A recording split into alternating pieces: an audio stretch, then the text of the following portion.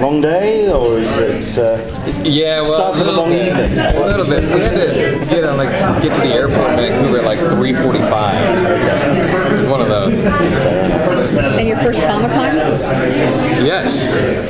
Another one. So excited. Another one. Well, first Comic-Con, I feel like I still haven't even been to Comic-Con yet. Yeah. We came straight from the airport here. I haven't seen the convention center. I mean, I saw a few people walking around in funny costumes or whatever on the way over here, but no, I'm excited for tomorrow to really check it out. Have you ever worn a costume and gone to anything like this at all, ever? God, no. Never been to anything like that. Maybe. It's always Halloween, man. Exactly. All right, so what can you tell us about your involvement in Helsing? Like, well, what do you want to know? everything. We haven't seen an episode yet, so we have to know what's going on. Okay, so we find our people right off the top. You know, we're 3 years into the apocalypse, vampires have taken over the world, everything's gone to total shit.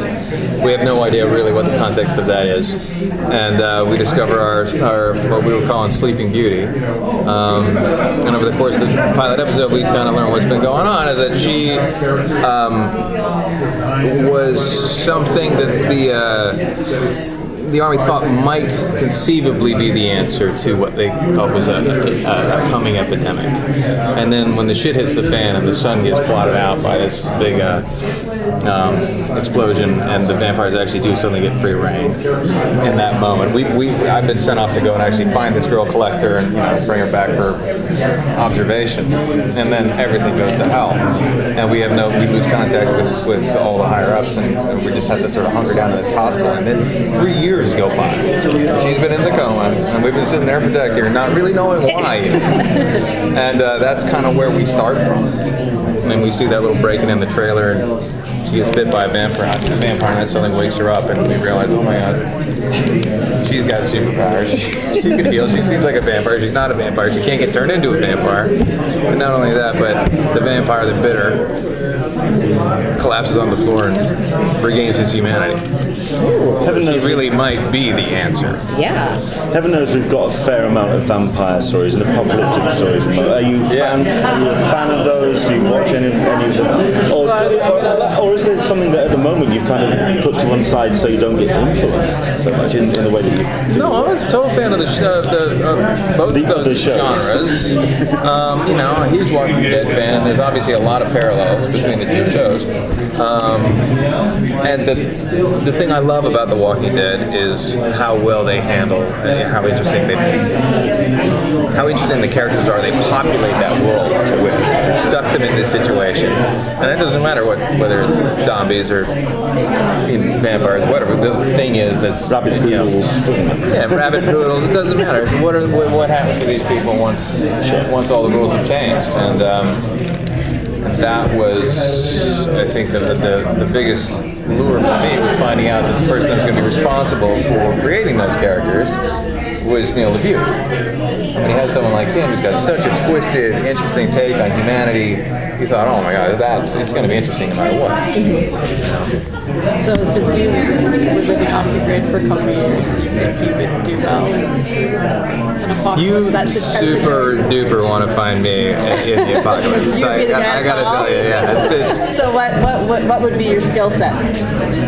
Well, okay, so it's 2.5 years totally off the grid. We sailed like 18,000 miles with my wife and two kids on a 30-year-old sailboat that was breaking all the time. So, and I didn't know how to do any of that stuff to begin with. I didn't know how to hunt for food. I didn't know how to fix an engine. I didn't know how to do any of it. But through the course of that journey, we were forced to become incredibly self-reliant and forced to learn how to deal with all of it.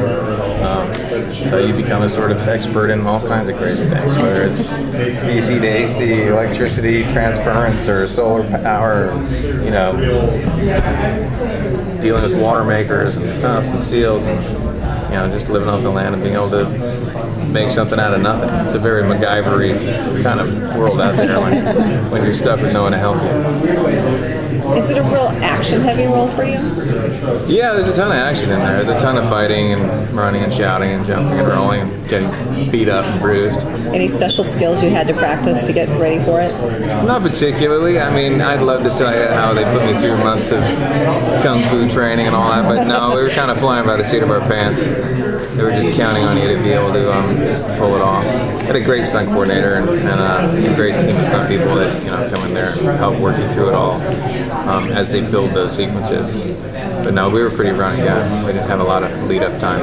Do you do most of your own stunts? Do as many as I can. Yeah, I mean, I don't want to go jumping off any buildings for no reason, but if they asked. I think about it. It'd be kind of fun. Still love all that stuff. Yeah, I do as many as I can.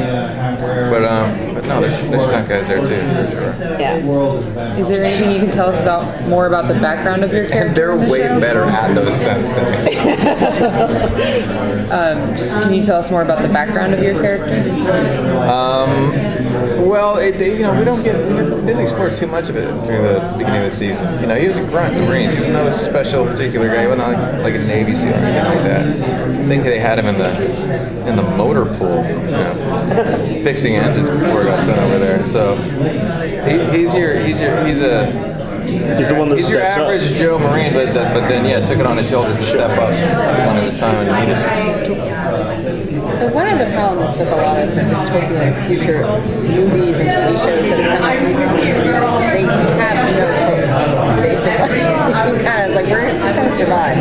Does your show come out with that flare of hope that you maybe a little bit more can optimistic win? Well, I think you have, yes, because the epidemic is the vampirism thing. Discover early on in the show that she's potentially the cure for that. Now, there's very little hope of us finding a way to utilize that because, we don't have the facilities, we don't have the scientists, we don't have the doctors, we've lost connections and all of that. But there is hope of finding if we can find a way to use what's in her to counteract it, maybe there's a way to turn the tide. Well, we look forward to seeing you jumping off a building, like you say. So, looking forward to seeing you. Yeah, excellent. Awesome. Thanks, you guys. Thank you. I tell my wife where I am. She's like, "Where the hell are you? I need a drink."